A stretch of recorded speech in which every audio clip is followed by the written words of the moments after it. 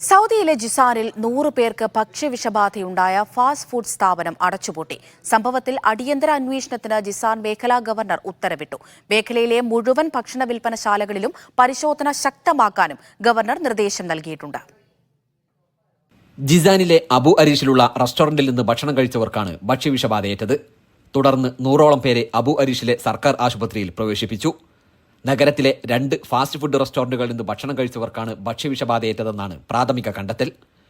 മുൻകരുതലിന്റെ ഭാഗമായി ഈ റെസ്റ്റോറന്റുകൾ പിന്നീട് അധികൃതർ അടച്ചുപൂട്ടി. സംഭവത്തെക്കുറിച്ച് അന്വേഷിക്കാൻ അടിയന്തര സമിതി രൂപീകരിക്കാൻ ജിസാൻ മേഖലാ governor prince Mohammed bin Nasser bin Abdul Aziz നിർദ്ദേശിച്ചു.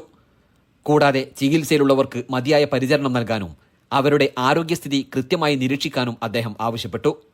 ജിസാൻ മേഖലയിലെ മുഴുവൻ ഭക്ഷണ വിൽപ്പനശാലകളിലും പരിശോധന ശക്തമാക്കാനും ഗവർണർ നിർദ്ദേശം നൽകി.